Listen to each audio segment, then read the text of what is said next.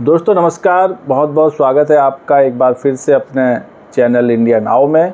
और आज बात करेंगे बीएसपी की। यूपी में 10 सीटों पर उपचुनाव होने वाला है, जिसमें हर सियासी दल तैयारी में जुट गया है। और इस बार मायावती की बीएसपी भी उपचुनाव के रण में उतर रही है और सभी 10 सीटों पर अपने प्रत्याशी उतारेगी। आने वाले दिनों में बीएसपी की राष्ट्रीय स्तर पर कैसी रणनीति होगी, क्या उसके राष्ट्रीय एजेंडे होंगे, उपचुनाव की तैयारी का बेस क्या होगा, क्या स्ट्रेटजी अपनाई जाएगी, इन सब चीज़ों को लेकर 27 अगस्त को बीएसपी की राष्ट्रीय कार्यकारिणी की बैठक है। और इस बैठक में एक और बड़ा परिवर्तन होने वाला है, सबसे बड़ा परिवर्तन, जिसकी अटकलें लगना तेज हो गई हैं।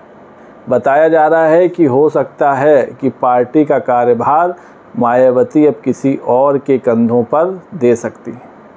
अध्यक्ष पार्टी की मायावती ही रहेंगी, लेकिन हो सकता है कार्यकारी अध्यक्ष किसी को बनाया जा सकता है, क्योंकि अभी हाल ही में मायावती ने आकाश आनंद को नेशनल कोऑर्डिनेटर बनाया है। पार्टी के उत्तराधिकारी वो हैं ही।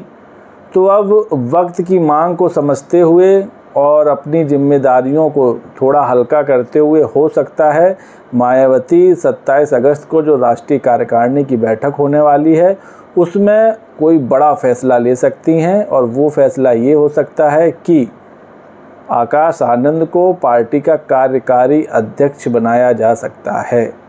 पार्टी की कमान मायावती के हाथों में ही रहेगी, अध्यक्ष मायावती ही रहेंगी, लेकिन कार्यकारी अध्यक्ष के तौर पर आकाश आनंद का नाम आगे बढ़ाया जा सकता है।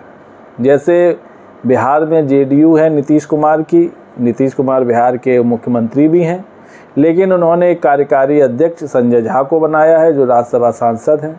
तो हो सकता है उसी की तर्ज पर मायावती भी पार्टी का कार्यकारी अध्यक्ष आकाश आनंद को नियुक्त कर सकती हैं, क्योंकि पार्टी के उत्तराधिकारी के तौर पर तो वो आगे हैं ही, और वो पार्टी के उत्तराधिकारी भी हैं, नेशनल कोऑर्डिनेटर भी हैं, यंग भी हैं, और आने वाले दिनों में बीएसपी को संभालना भी उन्हीं को है।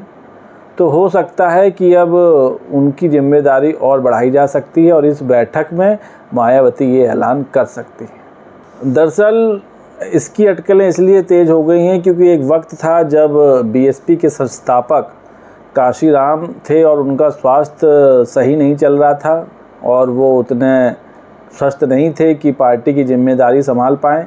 तब उन्होंने पहली बार मायावती को 18 सितंबर 2003 को पार्टी की कमान सौंपी थी और उनको राष्ट्रीय अध्यक्ष बनाया था। और तब से लेके अब तक मायावती पार्टी की राष्ट्रीय अध्यक्ष हैं।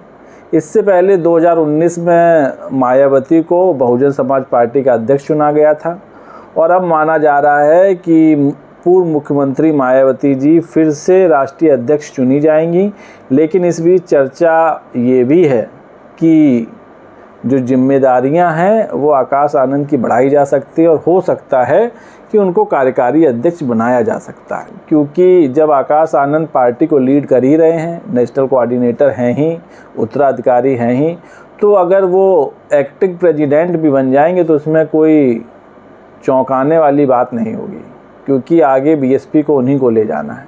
और मायावती संरक्षक की भूमिका में पार्टी को गाइड कर सकती हैं और जिस तरह बीते कुछ दिनों से हर मुद्दे पर मायावती खुलकर अपनी राय रख रही हैं, फिर चाहे वो SC ST में कोटे का मामला हो, आरक्षण का मामला हो, बेरोजगारी का मामला हो या कोई भी मामला हो।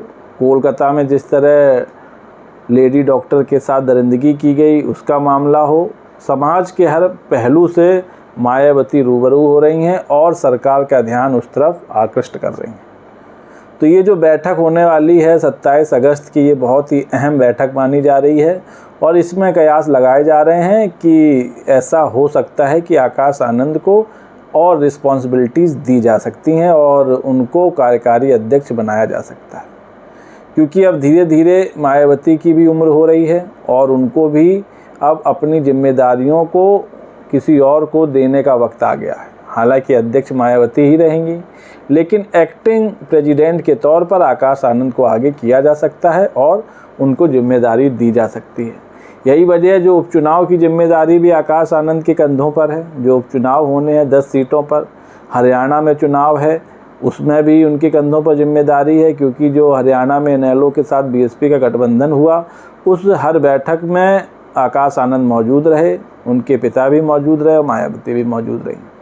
तो पार्टी की बारीकियां, काम करने की कला और गठबंधन कैसे होना है, सियासत में कैसे आगे बढ़ना है, पार्टी को कैसे आगे बढ़ाना है, ये सब कुछ मायावती से आकाश आनंद सीख रहे हैं।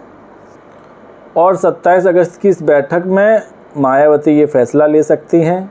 साथ ही साथ फीडबैक भी लिया जाएगा जो उपचुनाव की क्या तैयारियां चल रही हैं। हालांकि अभी तारीखों का ऐलान हुआ नहीं है।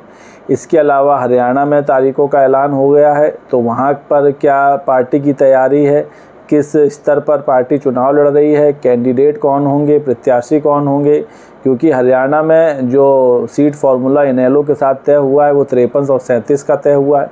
तो 37 सीटों पर बीएसपी चुनाव लड़ेगी, तो वो प्रत्याशी कौन होंगे, उन सब पर भी मंथन होगा और पार्टी के आगे की भविष्य की रणनीति बनेगी। और इसी भविष्य की रणनीति में आकाश आनंद पर सबकी निगाहें फिर टिक गई कि क्या एक बार फिर मायावती कोई बड़ा ऐलान करेंगी। तो ये देखने वाली बात होगी, क्या अब आकाश आनंद के हाथ में पार्टी की कमान पूरी तरह से आने वाली है और कार्यकारी अध्यक्ष के तौर पर क्या आकाश आनंद अब बीएसपी को संभालने वाले हैं। क्या इसका ऐलान राष्ट्रीय कार्यकारिणी की बैठक में होगा, ये देखने वाली बात होगी। फिलहाल आपको क्या लगता है, अपनी राय कमेंट्स करके दें। वीडियो पसंद आया हो तो चैनल को लाइक शेयर और सब्सक्राइब करना ना भूलें। तब तक के लिए नमस्कार।